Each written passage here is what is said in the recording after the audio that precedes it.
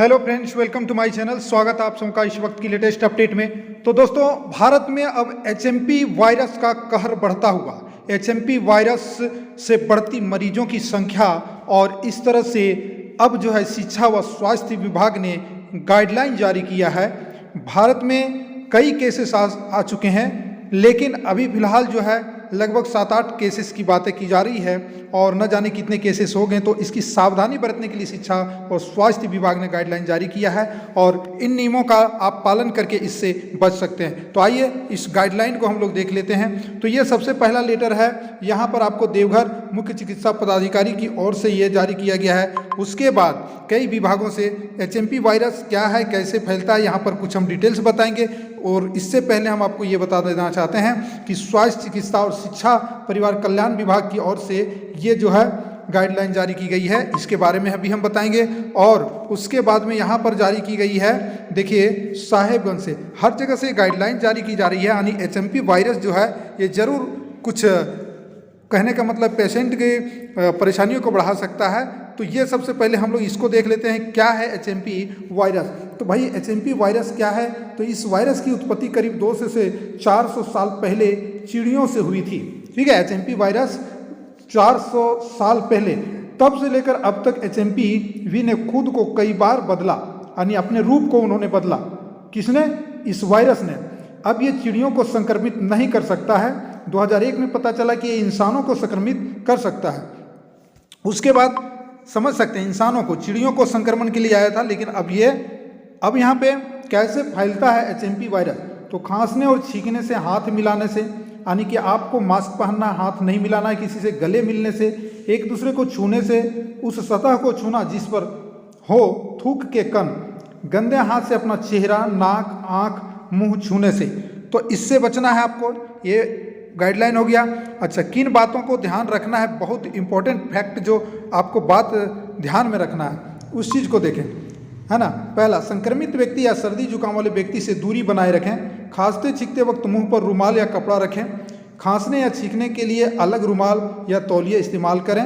सर्दी जुकाम होने पर मास्क पहन रखें। साबुन और पानी से 20 सेकंड के लिए हाथ धोएं। अपने बर्तनों को एक दूसरे के साथ साझा ना करें। उसके बाद चौथा गाइडलाइन, यहाँ पर कुछ लक्षण है एचएमपी वायरस के लक्षण।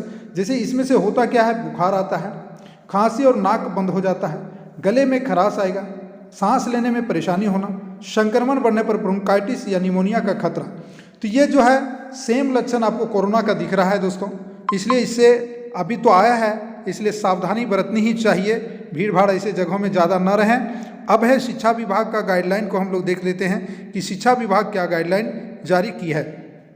ये प्रेषक है अजय कुमार शाह, सरकार के अपर मुख्य सचिव, सेवा में सभी civil surgeon Jharkhand. HMP virus संक्रमण के बचाव के संबंध में इनसे कहा क्या गया है, इनसे जो है कहा गया है कि उपयुक्त विषय के संबंध में 6 जनवरी 2025 को स्वास्थ्य एवं परिवार कल्याण मंत्रालय भारत सरकार के साथ वीडियो कॉन्फ्रेंसिंग के माध्यम से एचएमपी वायरस के संबंध में बैठक हुई थी और उस बैठक में बचाव हेतु कुछ निर्देश दिए गए थे। पहला, एचएमपी वायरस संक्रमण से बचाव के संबंध में आम जनता के बीच व्यापक प्रचार प्रसार किया जाए। यह नया वायरस नहीं है, सर्दी के दिनों में इस तरह से केसेस पहले भी पाए गए हैं, इसलिए तत्काल पैनिक होने की आवश्यकता नहीं है, यानी भय नहीं रखना है, ये विभाग का कहना है। दूसरा, एचएमपी भी संक्रमण के बचाव के लिए भीड़ भाड़ वाले स्थानों में जाने से बचा जाए, मास्क और हैंड सैनिटाइजर का प्रयोग किया जाए।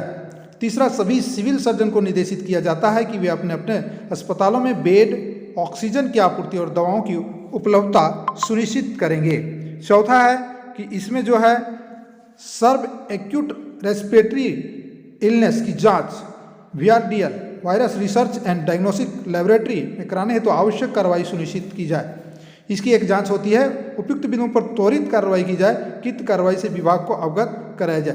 तो ये सरकार के जो अपर मुख्य सचिव हैं वो निर्देश जारी किए हैं। वो भी जो है स्वास्थ्य, देखिए स्वास्थ्य, चिकित्सा, शिक्षा, परिवार कल्याण विभाग, ठीक है, सभी की ओर से ये गाइडलाइन दिया गया है। तो ये सुविधाएं अस्पतालों में रखने के लिए कही गई है।